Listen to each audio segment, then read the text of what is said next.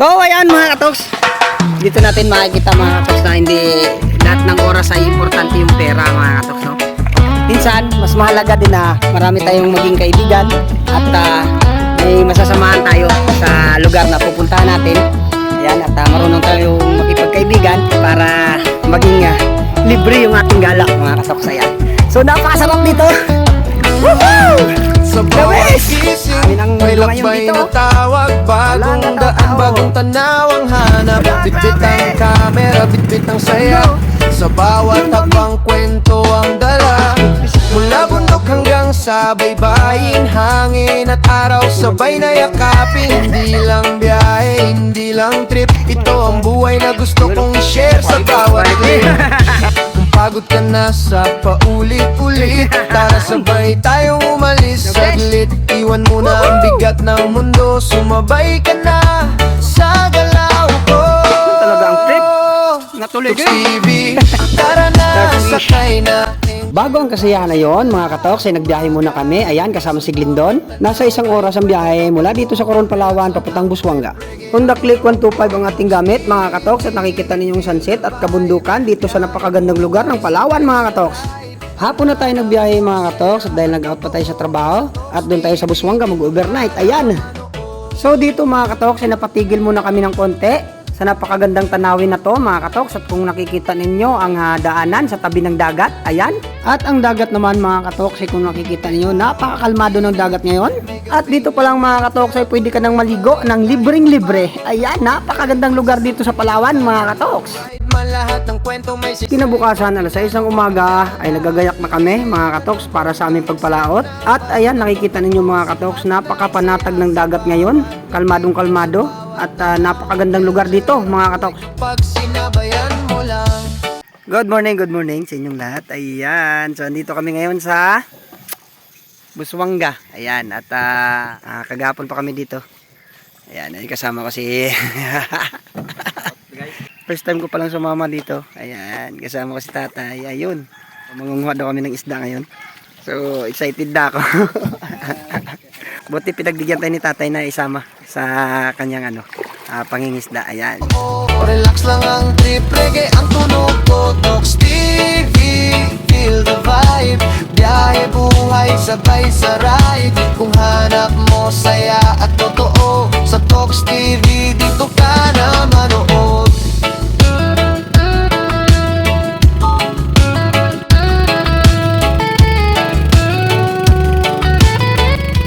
Dahil mamimingwit tayo mga katoks, ito ang gagamitin nating bingwit ngayon. Ang tawag nila dito mga katoks ay bira-bira. Ayan, wala siyang pain mga katoks, parang sinulid na nakintab lang. At mayroon siyang pabigat mga katoks na bakal.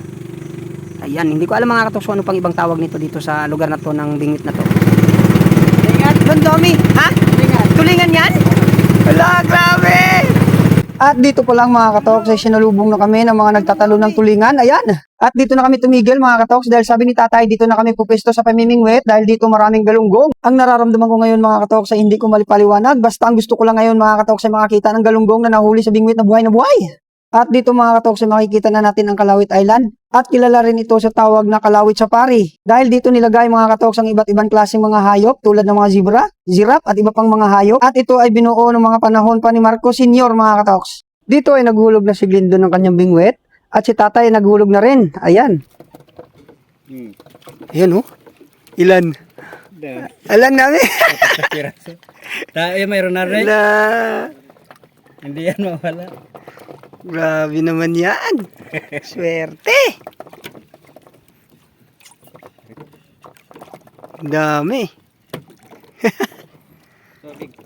Meron din. Yan pa oh. Ala, ito pa sa kabila. Yun oh. Wow. Fresh na fresh. Pwede nang kagatin kaagad yan ah. Saw-saw susuka kaagad oh. Hindi magtatagal, mapupuno kaagad tong ating lagayan. Yun oh. Ibig sabihin hindi mo maramdaman kaagad? Ramdaman mo rin yan. Nagbigat ka lang, nakakala ko bato-bato pala. Patay na pala yung iba. Yan, presko. Grabe oh. Wow. Ito yung talagang galunggong na bilog. Yan. Yan, laglag. Ito yung malapad naman. Dalawang klase palang galunggong. Maraming klase pala, no? Oo. Hala. Puno. Puno talaga yan. Grabe naman yan. Yan, no? Guys, Ang dami puno. pangpaksyo. Pangpaksiw. Sarap. So, Yan, ang dami. Hala. ganito, 120 ang kilo doon sa amin. Nga. Yung doon, hindi ito. Talong Buhay na buhay. 121. Yan na naman. Ang dami. Pare, hindi mo na. Ayos na? Lapit na. Naglag. Lah, Nagmumuna. nagumon. Nakauna na doy. Hala. At marami nang ang huli mga katoks, kaya tinesting din natin kung anong pakiramdam kapag nakahuli. At dahil first time, kinakabahan tayo mga katoks pero excited. Ayan. Sige, Arya. Dalawa na. Ito naman. Agad, no? Oo. Na. Yan na, kunin. Meron. So, ayan, sa tagal-tagal ng hila natin, isang piraso ang kuha natin mga katoks. Pero napakasaya pa rin natin mga katoks dahil first time natin na sumama sa ganito dito sa dagat mga katoks. So dahil first time mga katoks ay hindi pa tayo masyadong marunong manguha, kaya binalik ko muna mga katoks ang bingwit para makarami kami. Ayan. Dito nga mga katoks si tatay ay may ibang klaseng nahuling isda. At ito ay 2 pirasong alumahan. Yun. Ba ito po? Hala puro. Yun, may alumahan kami nakuha, oh. Ito medyo malang kilo nito, no? Oo. Oo, medyo mukhang ganyan. Sarap. Fresh na fresh. Ito masarap kilawin. Puro kilaw na lang. Tuloy-tuloy lang ang aming pangunguha mga katoks. At sabi ni tatay mga katoks ay mayroon daw ditong isdang nangangagat ng mga huli nila sa bingwit. At ang tawag naman nila dito mga katoks ay torsilyo. Tulad nitong isang isda na nahuli namin mga katoks ay may kagat na. So ito daw ay delikado mga katoks. Kapag nakagat niya ang bingwit mga katoks ay napuputol ang tansi. At sa nakikita ninyo mga katoks sa kanyang kagat dito sa isdang to ay talagang napakatalim ng ngipin. Ayan. So dito mga katoks ay nangyari na nga ang aming kinakatakutan. Naputol. Wala nang bato-bato. Patay. Kira. Be? Naputol ang aming isa. Torsilyo. Torsilyo yun. Puro na mo ito yung gamitin mo. Grabing pagkaputol. Parang pinutol ng kutsilyo. Torsilyo yan talaga. Alas ng kanyan. Grabe, oh. At dito mga katoks, ang bingwit naman ni tatay ang pinahiram niya kay Glindon para tuloy-tuloy ang panghuhuli niya. Ayan, at dito naman mga katoks ay may kakaibang huli naman kami. La swerte! Ang galing! Masarap kilawin. Yan? Hmm. Yun. Ang galing naman. Malaki. Wala pa isa. Kaya pa ang bigat-bigat. Dalong ako gusto ko. Buhangin na yun dito. Sus, dati sa palengke ko lang ito nakikita. Ngayon dito na. Buhay na buhay pa. Buhay na buhay pa. Ang laki. Yan. Bisugo. Sus, nasa 200 ng kilo nito. Yan na sarap kilawin doy. Ayun. Manamis-namis pa yun. Puro putol yung kanyang kuha. Medyo nakakatawa lang mga katoks pero nakakaawa dahil yung matanda na nakasabay namin mga katoks sa pamimingwit ay puro putol ang kanyang kuha. At ang sabi niya mga katoks dahil daw ito sa torsilyo. At hindi nagtagal mga katoks ay nakaganti rin kami at nakahuli rin kami ng isa. Ayun, nakadali rin. Yan. Ito. Ito na yung nangangain, namumutol. Ito pala oh. Susungipin niya. Parang tangig ang ngipin niya. Grabe naman pala ngipin ito kaya nakakaputol ng isda to. Grabe talas ba? Yun, nakadali rin kami ng isa. Nakaganti kami. Yun. At dito naman mga katoks ay inabot na kami ng swerte. May kuha, kaya lang putol. Wala na. Wala na, hindi na masaya to. Naputulan na naman kami. Grabe. Uwian na to, 2 na naputol. Grabe ang torsilyo. Wala tayong. Sayang. Uwian na kasi naputol na yung pabigat. Hindi tayo nakalagari kahapon eh. Ito lang kuha namin. Yan oh. Nasa mahigit na 4 na kilo to. Dito mga katoks sa biyahe na kami pa uwi at nakikita ninyo mga katoks ang linaw ng dagat at kitang-kita mo yung ilalim. Kaya samahan nyo ako mga katoks mamangha dito sa ganda ng Busuanga, Palawan. Sa bawat gising May lakbay na tawag, bagong daan, bagong tanaw ang hanap. Bitbit ang kamera, bitbit ang saya, sa bawat hakbang kwento ang dala. Mula bundok hanggang sa baybayin, hangin at araw sabay na yakapin. Hindi lang biyahe, hindi lang trip, ito ang buhay na gusto kong i-share sa bawat clip. Kung pagod ka na sa paulit-ulit, tara sabay tayong umalis saglit. Iwan mo na ang bigat ng mundo, sumabay ka na sa galaw ko. Tux TV, tara na, sakay na, enjoy vibe simula umaga. Sa bawat tanaw may kwentong totoo, relax lang ang trip, reggae ang tunog ko. Tux TV, feel the vibe, biyahe buhay sabay sa ride. Kung hanap mo saya at totoo, sa Tux TV dito ka na manood. Yun o, nagigitara no. Daming mga ano, flying fish. May araw na init, may gabing lamig, pero tuloy pa rin Yun. mapagod ng konti. Haha.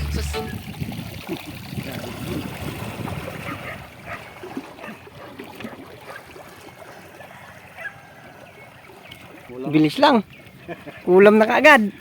Yan o, ang bilis lang. Ang kuha namin. Be? Yun, quality. Be? Yun.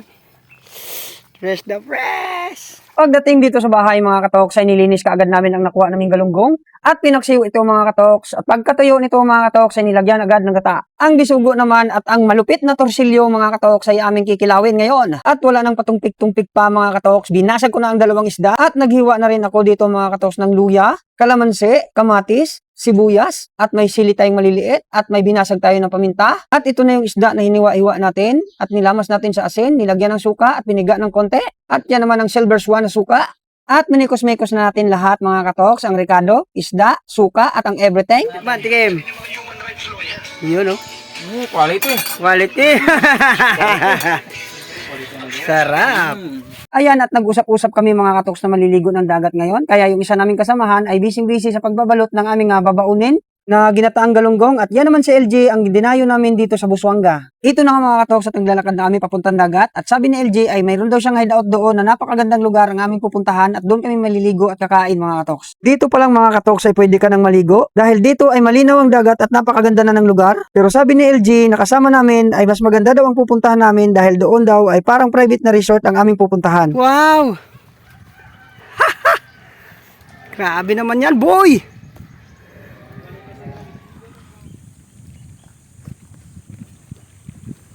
So, ayan na nga mga katoks, nasa 5 minutes na lakad ay naabot na namin ang spot ng aming pinuntahan. Yun! The best! Woohoo!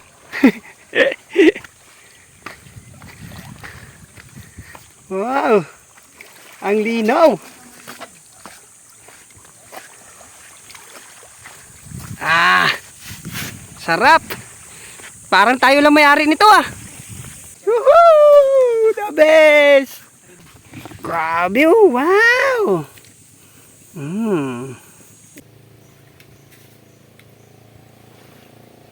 Yun!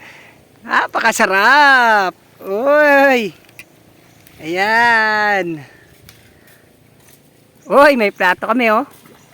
Haha! Talaga oh! Grabe naman yan boy! Dabis ka talaga boy! So, ito na yung mga kuha namin kanina oh! Wow! Yun yung kinilaw oh. Wow! The best. Ito malupit palbang huli ng isda to eh. Isang bisugo at saka isang torsilyo. Ayan. Yun oh. Wow! Kilaw! The best. Be? Kinamay na ah. Mabisa. The best. Sus, ito pa. Ah! Labis talaga ginataan. Pinaksiw mo na tas ginataan. Ah. The best. Yari na. Yan talaga ang trip. Natuloy din. Mas masarap talaga pagkata. Ay, hindi tayo nagdala ng pan. Apoy. Pana. Manalim sana tayo. Ngit ba? Oh. Lambat. Ay ka dyan. Grabe naman to boy. Kinaliwa na. Kita man. Pugi nga oh. Oo, siyempre. Talaga boy. Pagkatapos kumain, pumunta kami dito kasi dito daw kami maliligo. Ayan. Wow, napakaganda dito. Grabe naman yan, boy. Ang dami isda oh. Kita ko maliliit. Yun oh. Ay, parang ano, parang maliliit na tamban. Dami. Oh, yun oh. Wala, ang dami. Grabe, ang daming isda. Yun. Sarap, parang masarap kilawin oh. Grabe, ang dami oh. Dami. Wohoy! Amin ang mundo ngayon dito oh. Walang katao-tao. Kami lang talaga dito ngayon oh. Wow! Uy! Si Muro amin nandun na. Arya! Yun! Talaga. Woohoo! Yan. Saan nga tatalon doon? Hindi, dito na. Dito na lang. Diyan, dito na tayo. Saan ba tayo? Ah, dyan? Sige, doon. Ha? Punta daw kami doon. The best! Woohoo! Yan. Oy, ano? Grabe doon ang taas. Yan. Oy, may goggles pa. Okay. Yun no, Muro ami.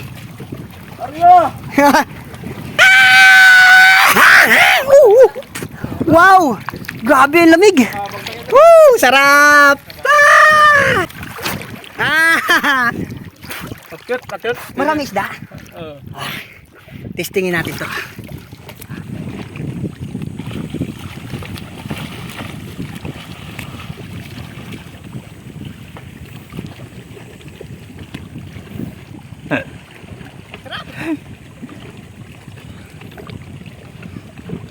Halimaw.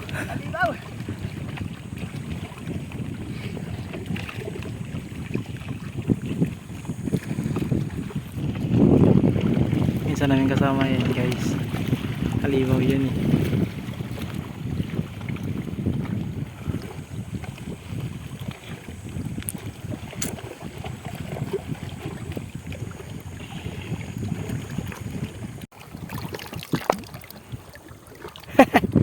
Starfish.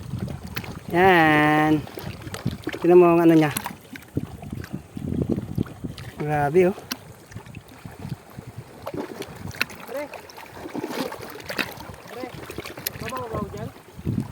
Tignan natin. Tadaan. Yun. So ayan mga katoks, hanggang dito na lang. Maraming salamat sa inyong panunood. Ayan. At maraming salamat din kay LG, kay Glendon at saka kay Tatay dahil sa masayang experience at masayang araw na nangyari ngayon sa buhay ko. Ayan, at maraming salamat sa inyong lahat. Sana ay patuloy nyo pa rin akong suportahan at God bless sa ating lahat mga katoks.